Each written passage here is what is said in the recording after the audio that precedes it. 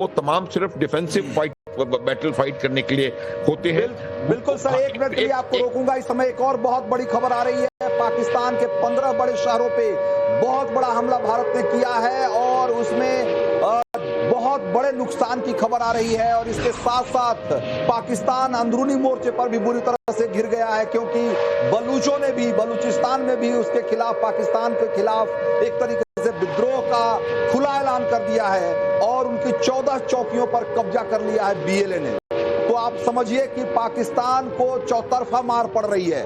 भारत उसको 3 तरफ से तो ठोक ही रहा है, जमीन पे ठोक रहा है, आसमान से ठोक रहा है, समंदर से ठोक रहा है, और उधर से उधर वाले पश्चिम वाले बॉर्डर से के इलाके से उधर से बलोच लोग उसको ठोक रहे हैं। 14 चौकियां सेना से छीन ली गई है, कब्जा लिया है बलोचों ने।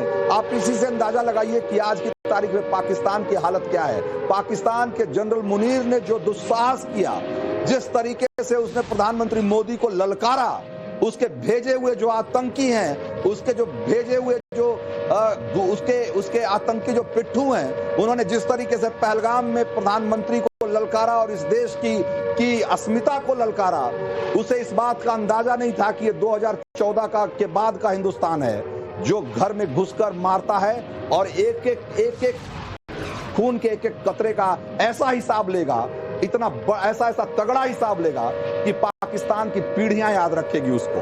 और देखिए उसका हश्र क्या हुआ।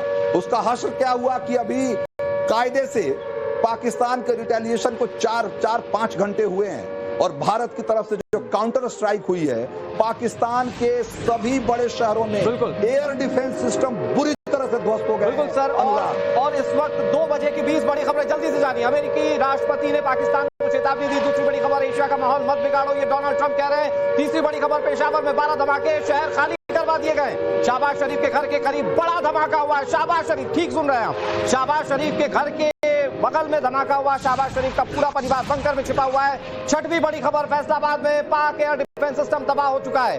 7वीं बड़ी खबर, सरगोधा में भारतीय सेना की एयर स्ट्राइक। और 8वीं बड़ी खबर, काउंटर अटैक में पाकिस्तान के 4 फाइटर जेट ढेर हो चुके हैं।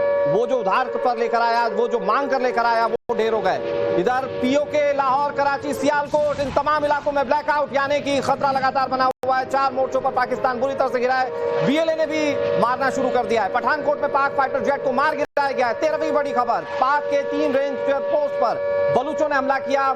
इमरान समर्थक जेल तोड़ने को तैयार है। 14वीं बड़ी खबर। 15वीं खबर, कराची में तबाही, तो मोबाइल नेटवर्क ध्वस्त हो चुके हैं, यानी कि लोग मोबाइल फोन इस्तेमाल नहीं कर पा रहे, यानी कि वो प्रोपेगेंडा वीडियो रंजीत सर जो पाकिस्तानी फैलाते हैं, अब वो ये नहीं कर पाएंगे इन जगहों पर।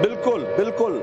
और जैसा कि आप बता रहे हैं कि इस समय का जो सारा अपडेट आपने जल्दी बताया हमारे दर्शकों को, और ये भी आपने बताया कि कैसे पाकिस्तान के सारे बड़े शहरों में उनका जो कम्युनिकेशन सिस्टम है वो ठप हो गया है, और एयर डिफेंस सिस्टम तो पहले ही से ठप हुआ पड़ा है, क्योंकि एयर डिफेंस सिस्टम जो सो कॉल्ड उनका HQ-9 जो चाइना से खरीदा हुआ कबाड़ था एक तरीके का, वो कबाड़ हमने पहले ही झटके में पहली फुर्सत में निपटा दिया है।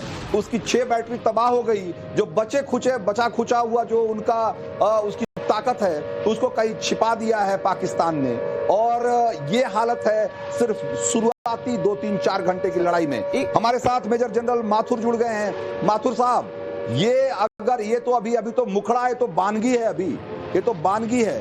5 घंटे की अभी लड़ाई नहीं हुई, 5 घंटे की जंग नहीं हुई। कायदे से इसको जंग भी कहना बेकार है। अभी तो शुरुआत, अभी तो आगाज है। अभी तो यूं कहें कि हमारे कदर के चरखे में पिन लगा है। अभी तो कायदे से भी जंग की शुरुआत नहीं हुई है। अगर ऐसे भी ये अगर 5 दिन चल गया, ऐसे भी अगले 50 घंटे चल गया, तो जरा पाकिस्तान का नक्शा क्या होगा, जरा एक बार कुछ आप अगर उस पर प्रकाश डाल पाएं।